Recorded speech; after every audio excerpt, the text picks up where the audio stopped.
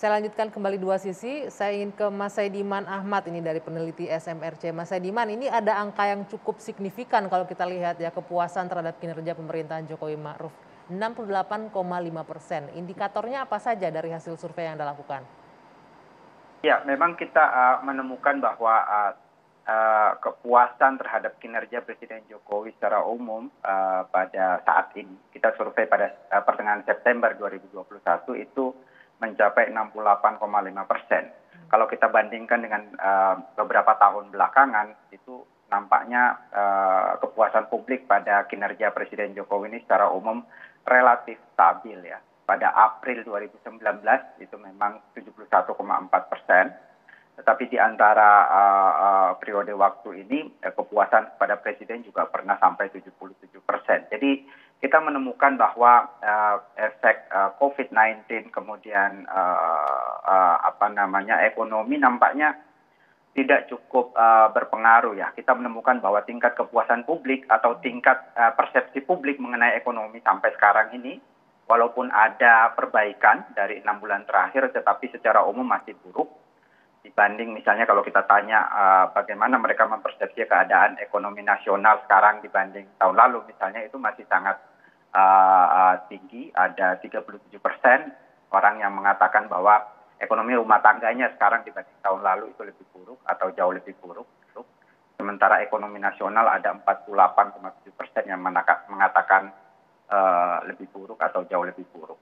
Tetapi walaupun tinggi itu mengalami perbaikan ya dari setidaknya dari setahun terakhir. Pada Oktober 2020 itu ada 60,3% yang menyatakan keadaan ekonomi saat itu dibanding dengan tahun sebelumnya itu lebih buruk atau jauh lebih buruk. Jadi ada perbaikan tetapi masih sangat tinggi. Okay. Misalnya kalau dibandingkan dengan survei Juni 2019 itu hanya 17% orang yang mengatakan bahwa ekonomi saat itu lebih buruk dari tahun lalu. Jadi kita melihat bahwa walaupun persepsi ekonomi memburuk, tetapi Mas Saidiman, maaf saya potong di sini ya. Ini kan tadi soal ekonomi. Okay. Nah, kita kan berbicara soal politik, penegakan hukum, dan keamanan. Bagaimana kepuasan masyarakat terhadap kinerja pemerintah untuk hal ini?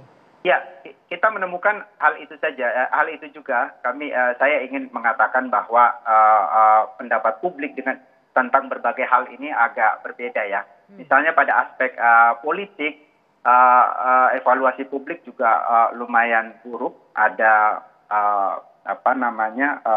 ketidakpuasan terhadap kondisi politik kita sekarang. Ketidakpuasan itu mengalami kenaikan ya dari 14,5% pada September 2019, saat ini sudah 24,4% yang menyatakan bahwa kondisi politik kita sekarang itu buruk atau sangat buruk.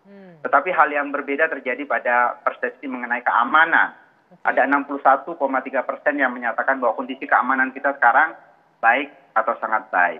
Pada aspek penegakan hukum itu ada 44,8% yang menyatakan baik atau sangat baik tentang penegakan hukum. Jadi kita melihat bahwa walaupun persepsi ekonomi turun, untuk penegakan hukum dibandingkan misalnya dengan survei Oktober 2020 itu bahkan sedikit mengalami kenaikan ya. Mereka yang mempersepsi bahwa keadaan penegakan hukum kita sekarang lebih baik atau sangat baik. Okay. Kalau untuk kondisi keamanan juga sedikit mengalami kenaikan. Yang agak turun memang persepsi mengenai politik. Saya kira ini semua yang berpengaruh terhadap tingkat kepuasan presiden.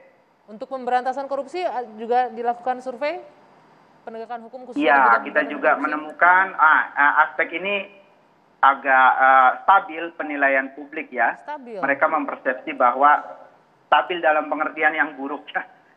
Tren persepsi atas korupsi negara kita sekarang dibanding dengan tahun lalu itu pada survei September kemarin kita menemukan ada 49,1% yang menyatakan semakin banyak sekarang korupsi di Indonesia. Okay. Relatif stabil angkanya di 49%. Survei pada tahun lalu pada Maret 2020 Baik. Itu 40%. Mas Saidiman, ini samplingnya sekitar 1.200 orang ya? Ya. Oke, baik. Nah, Bung Haris, Bung Mardhani, ini kalau kita dengar dari politik meningkat loh kepuasannya ini, dan juga keamanan baik menurut hasil survei ini, dan hukum juga malah lebih baik dibandingkan dengan bulan September sebelumnya. Kalau dibandingkan dengan yang lalu mungkin meningkat. Tetapi begini, kan juga meningkat, yang tidak puasnya juga meningkat. Jadi saya perhatiin yang tidak puas juga meningkat. Mengalami Jadi peningkatan. yang soal politik, soal hukum itu meningkat. Yang soal hukum stabil gitu. Yang pemberantasan korupsi stabil. Nah, jadi kalau menurut saya kalau pakai persepsi ini kan persepsi ya. Persoalan hukum, keamanan itu real. Ada adigium dalam hukum gitu ya. Kalau satu itu udah cukup. Kalau banyak hanya jadi angka. Nah, jadi dan saya mau mengatakan survei ini mengindikasikan salah satu alat indikator oke. Tapi bagaimana kita menjelaskan kepada aktivis lingkungan yang menjaga hutan di Kalimantan yang dipidanakan. Apakah kasusnya dia hanya dilihat sebagai angka satu kasus, sementara ada banyak orang yang merasa terlayani secara hukum di kantor polisi, kantor kejaksaan, lalu ini dianggap bahwa ini baik-baik saja dan itu dianggap sebagai oknum. Menurut saya nggak sesimpel itu juga. Bisa dibilang tidak cukup representatif dengan kondisi sesungguhnya saat ini. Iya, jadi menurut saya begini, selain survei penting juga untuk dilihat angka-angka misalnya di kantor-kantor Komnas HAM, kantor Ombudsman, di kantor-kantor lembaga pengawasan yang lainnya, bagaimana laporan itu masuk ke mereka, bagaimana mereka berkorespondensi dengan institusi-institusi eksekutif untuk melakukan perbaikan, itu juga penting dilihat angka-angka itu. Baik, Mas Arief. Ya, apapun hasil survei ini sebenarnya memang menggambarkan keadaan yang ada ya. Artinya nggak mungkin lah misalnya, ini kan survei persepsi, ya artinya pendapat publik melihat keadaan misalnya masalah hukum. Nah kalau pendapat publik mau menilai masalah hukum sumbernya dari mana? Kan dari media publik. Kayak saya aja, saya nggak tahu mungkin kalau misalnya Kejaksaan Agung itu menangkap pelaku korupsi Jiwasraya kalau nggak diumumin di koran. Kan ini persepsi gitu loh. Dan bicara tentang keamanan juga, saya yakin responden-respondennya itu juga membaca dari hasil-hasil media, tidak melihat langsung. Ini kan bicara persepsi, kalau bicara lebih ke dalam, itu namanya sensus yang lakuin BPS. Nah kebetulan ini Bung Haris juga melakukan ini dengan banyaknya. Ya kan, nah, makanya kalau Bung Haris kan apakah yang di Kalimantan ini terfoto begini, juga? Gak ada masalah dengan survei itu, gak ada masalah. Itu salah satu indikator. Saya kenal Bung Saidiman, orang yang punya profesi, keahlian, dia sekolah dari Australia juga. Jadi di bidang ini dia udah oke banget gitu. Tapi maksud saya penting juga buat kita melihat angka-angka yang ada.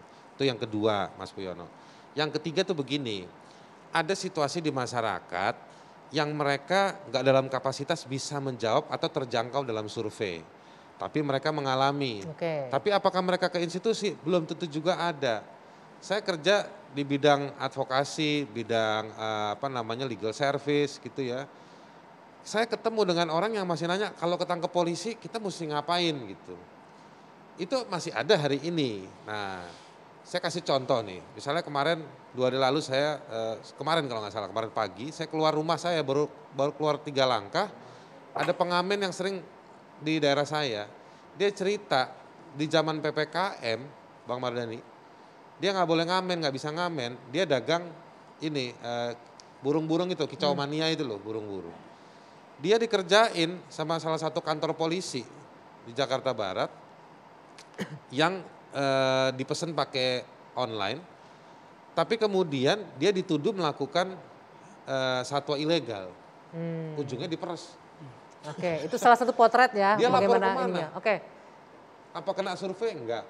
Lapor ke Komnas HAM? Enggak. Ke Kompolnas? Enggak. Dia datang ke saya. Saya nambahinnya gini, 68% itu tinggi.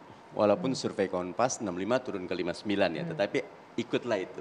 Justru dengan modal ini mestinya Pak Jokowi bisa melakukan langkah yang lebih fundamental. Contohnya, kemarin ada rame Tunggi ya. Hashtag minta maaf sekali percuma lapor polisi itu loh. Itu rame sekali karena ternyata yang dirasakan masyarakat ketika datang ke satu bank, satpamnya luar biasa, ketika ke sini bahasanya macam-macam. Saya tidak ingin mendeskripsikan satu, tetapi ini saatnya Pak Jokowi langsung down to earth. Reformasi birokrasi dijalankan, reformasi kepolisian dijalankan, reformasi kejaksaan, reformasi kehakiman. Saya kebetulan Komisi 2, kalau ada kasus tanah antara negara lawan private ke pengadilan 100% kalah negaranya gitu. Sama private. Tapi gitu. dengan perorangan, dengan masyarakat. Jadi itu fakta-fakta di lapangan yang nyata. Nah dengan 68, ayo masuk ke bawah langsung pimpin orkestrasi agar ada warisan. Bahwa kita siap jadi negara. Dalam buku Why Nation Fail, salah satu faktor membuat negara maju adalah pemerintahan yang bersih dan saatnya dibersihkan. Begitu. Oke, baik, nanti kita akan lanjutkan. Saya mengucapkan terima kasih untuk Mas Saidiman Ahmad, peneliti SMRC yang sudah bergabung, dan saya undang untuk bergabung Bung Noel Immanuel Ebenezer Jokowi Mania. Akhirnya sampai juga di studio. Kita lanjutkan dua sisi usai jeda sesaat lagi.